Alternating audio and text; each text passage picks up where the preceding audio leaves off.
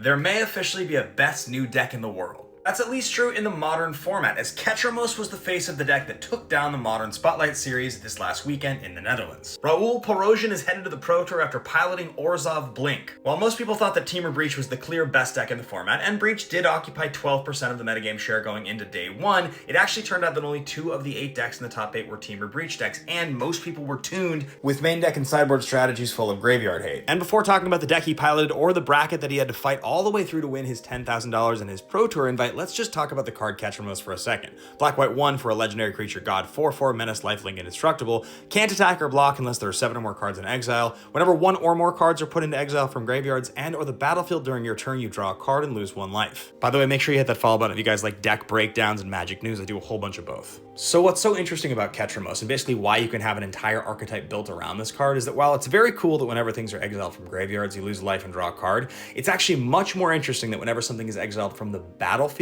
you get the same trigger. Because any Flicker Wisp or Felia or Ephemerate, anything that's an instant flicker, you know, those exile and then return to the battlefield triggers, you're gonna lose a life and draw a card. And that's just something that happens much more often incidentally in Magic design. So in the end, while Raul faced off against Alberto Machado playing Temur Breach, the top 8 going into it actually looked like this. Eldrazi Ramp versus Orzhov Blink, Amulet Titan versus Mono Green Broodskale, Temur Breach versus Hollow One, and Temur Breach versus Grixis Shadow. A pretty diverse top 8 overall. But in the end, the Orzhov Blink deck was just really well positioned against the Temur Breach decks, and so in the end, it just had a huge advantage going into this top 8. It's basically just chock full of mid-range value things that when they enter do something cool, and lots and lots and lots of flicker. Plus, so much emphasis put on newer sets, right? Modern Horizons 3 has so many cards in here. Boggart Trawler, you've got Witch Enchanter, which is amazing against Urza's Saga, you've got Felia as a 4 in this deck. Emperor of Bones is one of the best cards in the entire deck. You're only playing 1 copy of Dothi Voidwalker, which is actually shocking because you would think the incidental exile ability here is really powerful, but I just don't think it's as proactive as you want it to be. The fact that Emperor of Bones is going to have an automatic trigger every single turn is really strong. Felia is probably the most significant new card in this deck other than Ketramos. The fact that it's just so efficient at 2/2 for 2 with Flash that's going to have sort of the blink ability every single turn, very good. But you know, Relic of Progenitus, Overlord of the Baelmerk, Solitude, this deck is just chock full of good value engine mid-range cards. And most specifically, the Breach deck is essentially looping a combination of Underworld Breach, Grinding Station, and then either Mox Amber or Mox Opal, one of which you're sacrificing to mill 3, and then removing those 3 cards from your graveyard to use a recast off of Underworld Breach. But when the entire Orzhov Blink deck is basically made to exile graveyards and then get tons of value off those exiles from Ketramos, it's very hard for the Breach decks to win.